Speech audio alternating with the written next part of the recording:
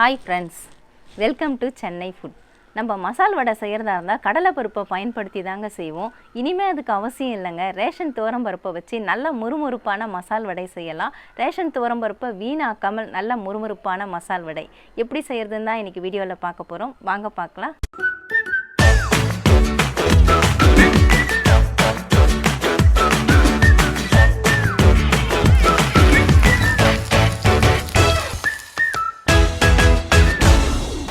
Ration துவரம் பருப்பை வச்சு நல்ல முறுமுறுப்பான மசால் வடை தாங்க செய்ய போகிறோம். அதுக்காக நான் 250 கிராம் அளவுக்கு ரேஷன் துவரம் பருப்பு எடுத்திருக்கேன். இந்த பருப்பை நல்லா சுத்தப்படுத்தி எடுத்துக்கோங்க. இதில் குச்சி கல் இந்த மாதிரி எல்லாம் இருக்கும்.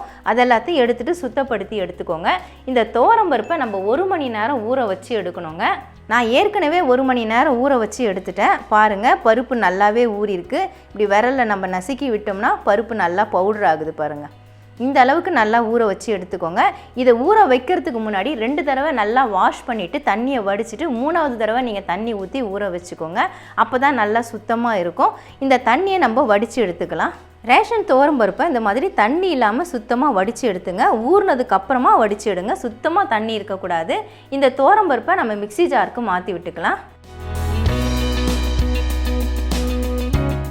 இந்த பருப்புக்கு தேவையான காரம் சேர்க்கறதுக்காக நான் 2 பச்சை மிளகாய் எடுத்துருக்கேங்க. மீடியம் சைஸில் எடுத்திருக்கேன். இந்த 2 மிளகாயும் நம்ம 2ஆக உடச்சி போட்டுக்கலாம். அப்போ தான் சீக்கிரமாக மசிஞ்சிடும். இதை ரொம்ப நைஸாக நம்ம அரைச்சி எடுக்கக்கூடாது. நல்லா கரகரப்பாக அரைச்சி எடுத்துக்கணும். நான் அரைச்சிட்டு காட்டுறேன். இந்த மாதிரி கரகரப்பாக அரைச்சி எடுத்துக்கோங்க. இதை நான் மிக்சிங் பவுலுக்கு மாற்றிக்கிறேன். இன்னொரு பேட்சையும் நான் இதே மாதிரி தாங்க அரைச்சி எடுக்க போகிறேன். அதை அரைக்கிறதுக்கு முன்னாடி இந்த மாதிரி 2 டேபிள் ஸ்பூன் அளவுக்கு பருப்பை நீங்கள் தனியாக எடுத்து வச்சுருங்க. இதை நம்ம கடைசியாக பயன்படுத்திக்கலாம். துவரம் பருப்பை நான் கரகரப்பாக அரைச்சி எடுத்துட்டேங்க. இது கூட சேர்க்கறதுக்காக ஒரு பெரிய வெங்காயத்தை பொடியாக நறுக்கி வச்சுருக்கேன். அதை இதில் சேர்த்துக்கிறேன்.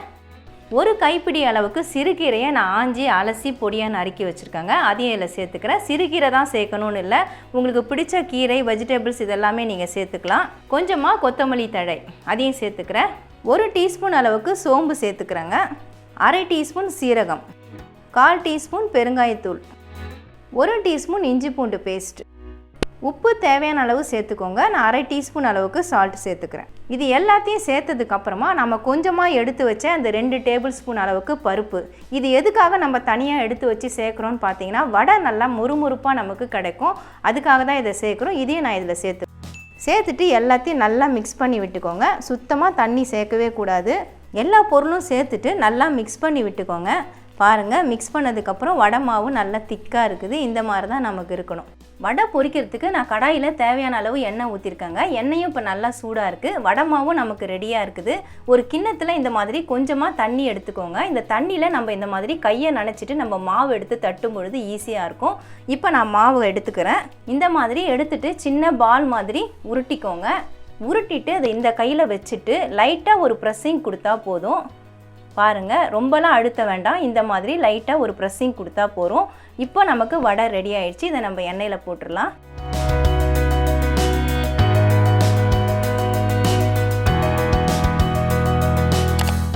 வடையை எண்ணெயில் போட்டுட்டு உடனே திருப்பி விடாதீங்க. ஒரு ஃபியூ செகண்ட்ஸ் அப்படியே இருக்கட்டும். அதுக்கப்புறமா திருப்பி விடலாம். வடை வெந்த உடனே பாருங்கள் எண்ணெயில் மிதக்க ஆரம்பிச்சிடும். அந்த சமயத்தில் தான் நம்ம திருப்பி விடணும். இப்போ ஒவ்வொரு வடையாக நான் திருப்பி விட்டுக்கிறேன். நல்ல கோல்டன் கலர் வரணும். அது வரைக்கும் நம்ம பெரட்டி விட்டு பொரிச்சு எடுக்கணும். வடை எல்லாமே இப்போ நல்ல கோல்டன் கலரில் வந்துருச்சு பாருங்கள். 2 சைடுமே நல்ல கோல்டன் கலரில் இருக்குது. இந்த மாதிரி நல்லா நிறம் வரட்டும்னு எடுத்தோம்னா வடை எல்லாமே நல்லா முறுமுறுப்பாக இருக்கும். இப்போ நான் வடை எல்லாத்தையுமே எடுத்துடுறேங்க. நல்லா எண்ணெய் வடிய விட்டுட்டு எடுத்துக்கோங்க. அவ்வளவுதாங்க, ரேஷன் துவரம் பருப்பை வச்சு நல்லா முறுமுறுப்பான மசால் வடை செஞ்சுட்டோங்க. இதை ஈவினிங் ஸ்நாக்ஸாக செஞ்சு கொடுத்தா எல்லாருமே விரும்பி சாப்பிடுவாங்க. ரேஷன் பருப்பை வீணாக்காமல் இந்த மாதிரி ஸ்நாக்ஸாக நம்ம செஞ்சு கொடுக்கலாம். இது மாதிரி செஞ்சு கொடுக்கும்பொழுது வீட்டில் இருக்கக்கூடிய குட்டீஸ்லேருந்து பெரியவங்க வரைக்கும் விரும்பி சாப்பிடுவாங்க. ரொம்பவே டேஸ்ட்டாக இருக்கும். நல்லா முறுமுறுப்பாகவும் இருக்கும். கண்டிப்பாக ட்ரை பண்ணி பாருங்கள். ரேஷன் துவரம் பருப்பை வச்சு நல்ல முறுமுறுப்பான மசால் வடை எப்படி செய்கிறதுன்னு வீடியோவில் பார்த்துருப்பீங்க. ரொம்ப டேஸ்ட்டாக இருக்கும். கண்டிப்பாக ட்ரை பண்ணி பாருங்கள். உங்களுக்கு இந்த வீடியோ பிடிச்சிருந்தா லைக் பண்ணுங்கள், ஷேர் பண்ணுங்கள், சப்ஸ்கிரைப் பண்ணுங்கள். பக்கத்தில் இருக்க பெல் ஐக்கானை கிளிக் பண்ணிக்கோங்க. அதில் ஆல்னு ஒரு ஆப்ஷன் காட்டும். அதையும் கிளிக் பண்ணிக்கோங்க. நன்றி, வணக்கம்.